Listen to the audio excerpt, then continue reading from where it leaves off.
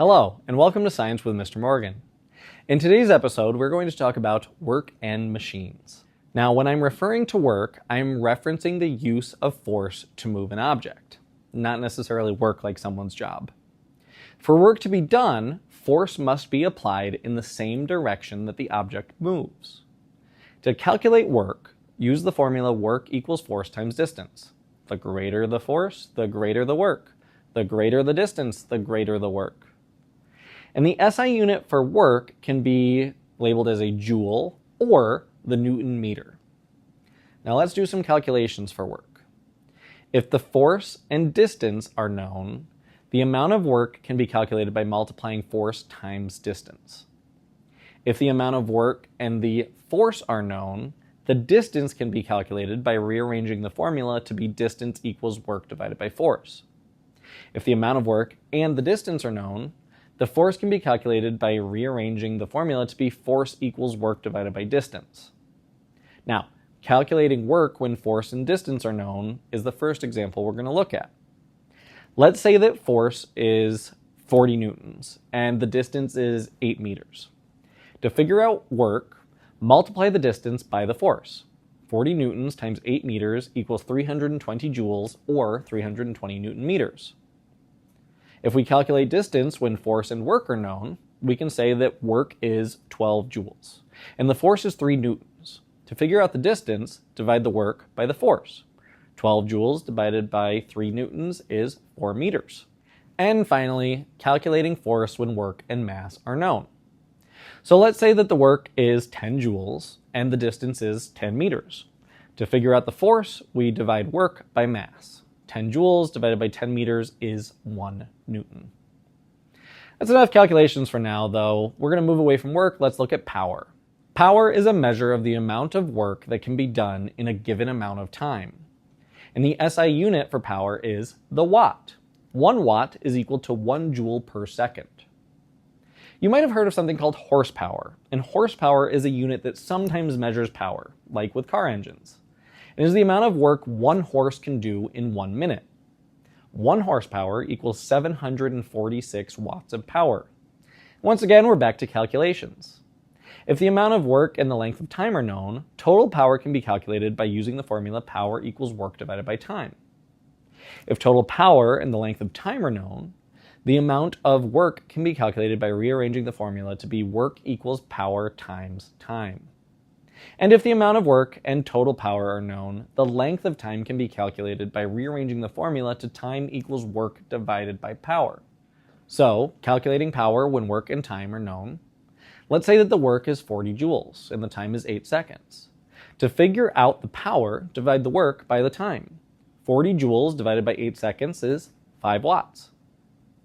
If we wanted to calculate work when power and time are known, we can say that the power is 3 watts and the time is 12 seconds. To figure out the work, in this case, we multiply the power by the time. 3 watts times 12 seconds is 36 joules. And calculating time when power and work are known. Let's say that the power is 10 watts and the work is 10 joules. To figure out the time, you divide work by power. 10 joules divided by 10 watts equals 1 second. Now that we've spent a little bit of time talking about work and power, though, we're going to take a step back and look at machines. So what is a machine? The computer you're watching this on? I mean, technically, yes. But by definition, a machine is any device that makes work easier by changing a force. The input force is the force that you apply to the machine, whereas the output force is the force that the machine applies to the object. Now within this, there's also the input distance, which is the distance that the force is applied to the machine, and the output distance, which is the distance that the machine applies the force to the object. And it's important to note that machines do not increase the amount of work that is done. They just change how the work is done. Some machines increase the amount of force that is applied, and these machines include steering wheels and pliers. Some machines increase the amount of distance over which the force is applied.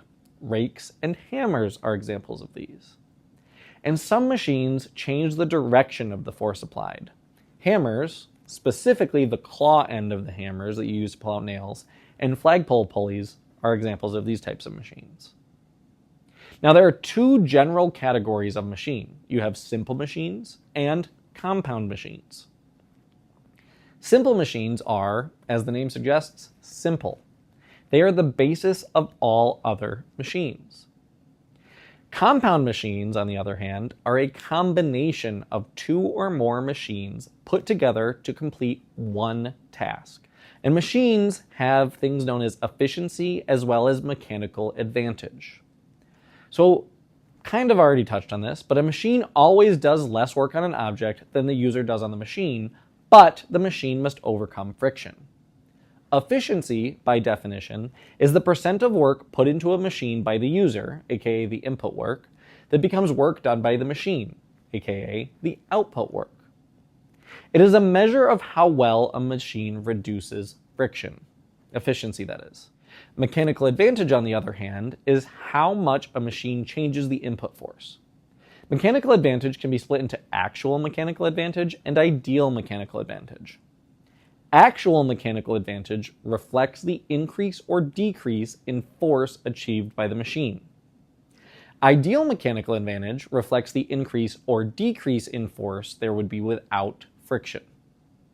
And with this, the ideal mechanical advantage is always greater than actual mechanical advantage since friction is not impacting it. Now, the way that a machine works determines its mechanical advantage. If the machine increases strength or decreases distance, its mechanical advantage is greater than 1. If the machine decreases strength or increases distance, its mechanical advantage is less than 1. And if the force is constant, the distance is constant, the mechanical advantage is equal to 1. And there are multiple types of simple machines, but we're only going to talk about two of them today. First up is the inclined plane. This is a simple machine that consists of a sloping surface connecting a lower elevation to a higher elevation. And they are used to move objects more easily to the higher elevation. Think of a ramp. An inclined plane is a ramp. Now, wedges and screws are also simple machines that are variations of the inclined plane. There is less force that is needed to move an object uphill, but the force must be applied over a greater distance, which leads to a mechanical advantage of greater than 1. And this means that the machine puts out more force than the user puts in. So the machine's doing more than you are.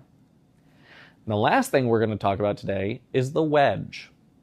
This is a simple machine that consists of two inclined planes, giving it a thick end and a thin end. Like I previously mentioned, this is a variation of the inclined plane.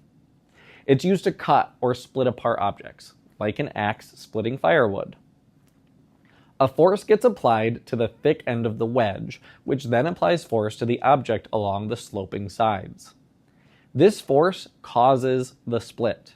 It increases the force applied to an object, but applies the force over a shorter distance, which leads to a mechanical advantage of greater than 1. And that brings us to the end of today's lesson. Until next time.